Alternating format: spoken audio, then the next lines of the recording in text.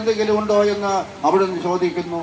അത് എല്ലാ മനുഷ്യരെയും രക്ഷിക്കുന്നതിനു വേണ്ടി എന്താണ് ചെയ്തത്? എല്ലാവരെയും രക്ഷിക്കുന്നതിന് വേണ്ടി യേശുക്രിസ്തുവിന്റെ സ്വന്തം രക്തം അത് ഇരയായി കൊടുത്തുകൊണ്ട് മാനവരാശിയുടെ ആത്മാക്കളെ വിലയ്ക്ക് വാങ്ങി യേശുക്രിസ്തു. Hallelujah, hallelujah, hallelujah.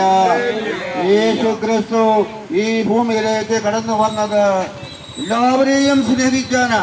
ക്രിസ്ത്യാനികളുടെ ദൈവമല്ലേ യേശുക്രിസ്തു എന്ന് എന്നോട് പല മനുഷ്യരും ചോദിച്ചിട്ടുണ്ട്. പക്ഷെങ്കിൽ ഞാൻ പറയും, ക്രിസ്ത്യാനികളുടെ ദൈവമല്ല, മാനവരാശിയുടെ മുഴുവനും ദൈവമാണ്. കാരണം എന്താണ്?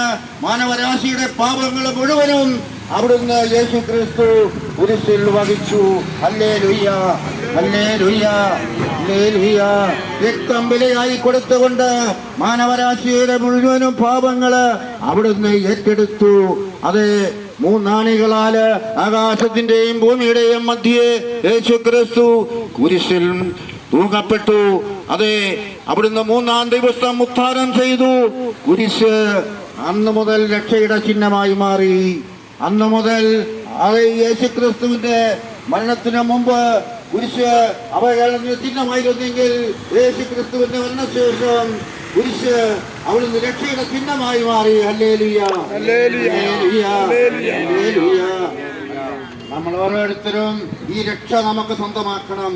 അപ്പസ്തോല പ്രവർത്തനം 16:31 ഇപ്രകാരം പറയുന്ന, കർത്താവായ യേശുക്രിസ്തുവിൽ വിശ്വസിച്ചാൽ നീ എന്നെ കുടുംബവും രക്ഷ പ്രാപിക്കുമെന്ന്. അതെ, എന്താണ് രക്ഷ പ്രാപിക്കുമെന്ന് പറയുന്നത്? ഈ രക്ഷ നമുക്ക് സ്വന്തമാക്കണം. എല്ലാ മനുഷ്യർക്കും ഈ രക്ഷ സ്വന്തമാക്കണം. എല്ലാവരോടും ഈ രക്ഷിക്കാനായിട്ടാണ്, എല്ലാവരുടെയും രക്ഷയ്ക്ക് വേണ്ടിയാണ് യേശു കടന്നു വന്നത്. വീണ്ടും അപ്പസ്തോല പ്രവർത്തനം 4:12 ഇപ്രകാരം പറയുന്നു.